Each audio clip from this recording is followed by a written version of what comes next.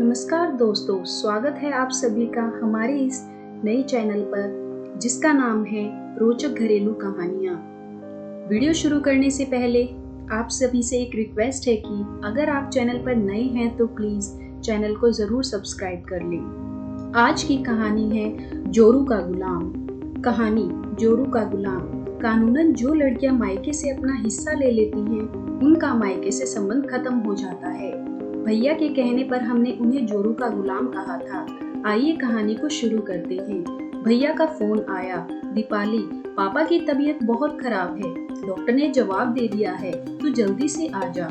आनन फानन में तत्काल में रिजर्वेशन करवाकर मैं मायके पहुंच गई। ऑटो से उतरकर जैसे ही घर में गई, भाभी ने कहा, दीदी आप पहले पापा जी को पानी पिलाओ। कल रात से उन्होंने एक घुट भी पानी नहीं पिया है। एक ही बात संकेतों में बोल रहे थे कि दीपाली आ रही है, उसी के हाथ से पानी पीऊंगा। भाभी ने गंगा जल मिलाकर कटोरी में थोड़ा सा पानी लाकर दिया। मैंने चम्मच से पापा को पानी पिलाया। पानी पीने के बाद पापा धीरे धीरे थोड़ा इशारों में बोले, बेटा अब तू आ गई है, मैं तेरी ही राह देख रहा था।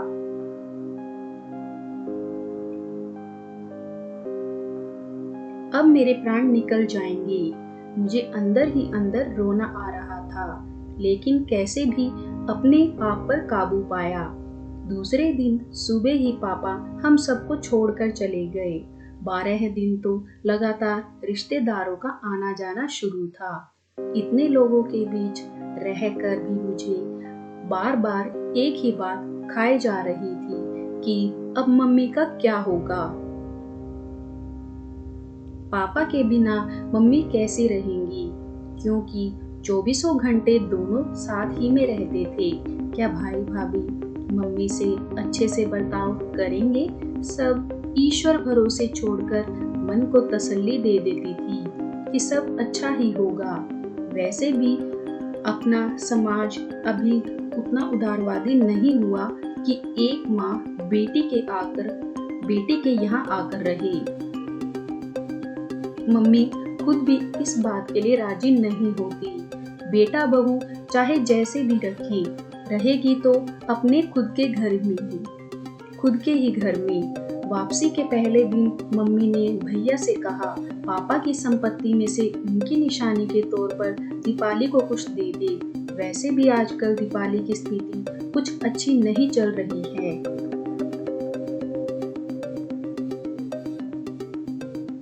तेरे पापा ने भी कहा था कि हम दीपाली की कुछ मदद कर देंगे, लेकिन वे कुछ कर पाते इसके पहले ही मैंने विरोध दर्शाते हुए कहा, मम्मी मुझे कुछ नहीं चाहिए।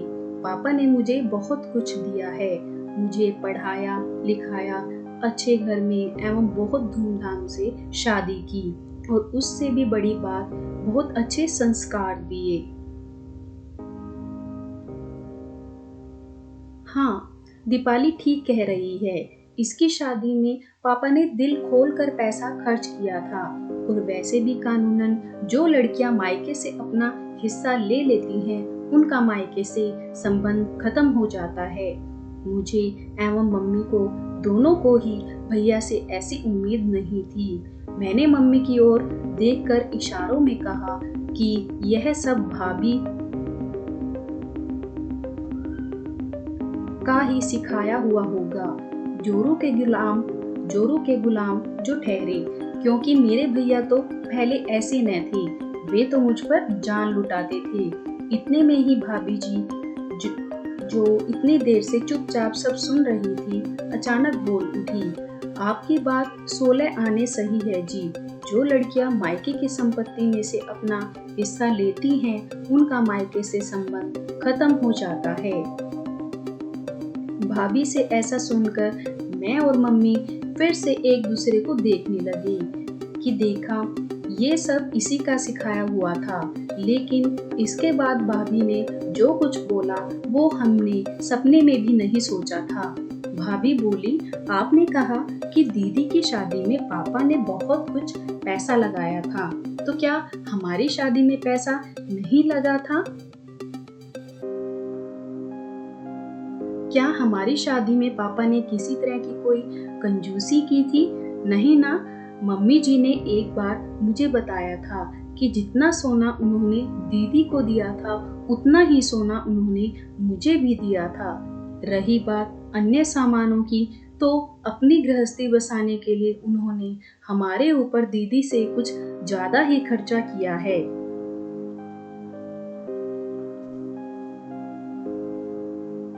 मतलब यह कि पापा जी ने बेटा और बेटी दोनों पर बराबर खर्चा किया। तो फिर आप ऐसे कैसे कह सकती हैं कि अब दीदी का संपत्ति पर कोई अधिकार नहीं है?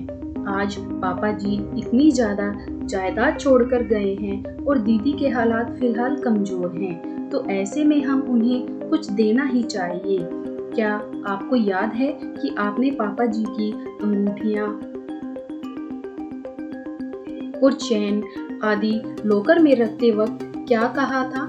यही कहा था ना कि ये मेरे पापा की निशानी है, इन्हें किसी भी स्थिति में मैं कभी नहीं बेचूंगा।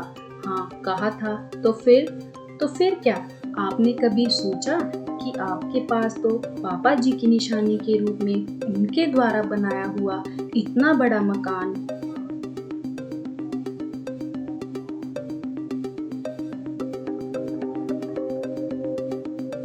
है। उन्हीं की मेहनत से आज अपनी कपड़ों की दुकान पूरे शहर में नंबर 1 पर है। बैंक में इतना बैलेंस है। दीदी भी पापा जी की बेटी है, लेकिन दीदी के पास पापा जी की निशानी के रूप में क्या है? क्या आपको नहीं लगता कि पापा जी के प्यार पर जितना आपका अधिकार है उतना ही अधिकार दीदी का भी है?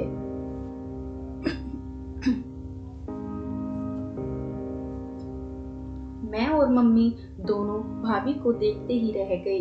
भाभी कितना बड़ा कड़वा सच बोल पा गई।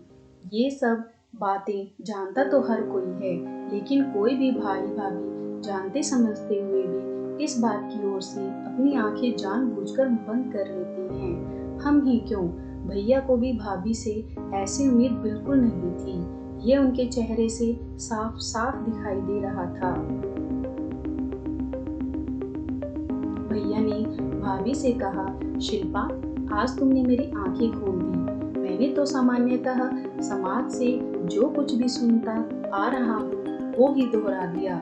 मैंने इस बारे में इस दृष्टिकोण से कभी सोचा ही नहीं। सच में मेरे पास तो पापा की निशानी के रूप में मकान और दुकान सब कुछ है, लेकिन दीपाली के पास तो कुछ भी नहीं है।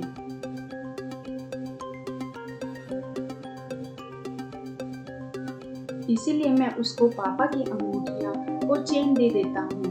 मैं सोचने लगी कि क्यों हम सब लोग भाई के किसी भी गलत बयान के लिए या गलत निर्णय के लिए भाभी को ही दोषी मानते हैं। भाई को जोरों का गुलाम कहते हैं। हर वक्त भाभी ही कसूरवार नहीं होती, भाई भी कसूरवार हो सकता है।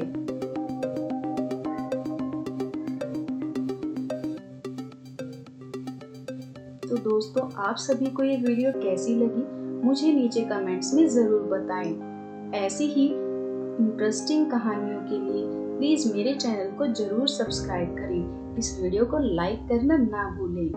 तो मिलते हैं अगली ही वीडियो के साथ, तब तक के लिए धन्यवाद।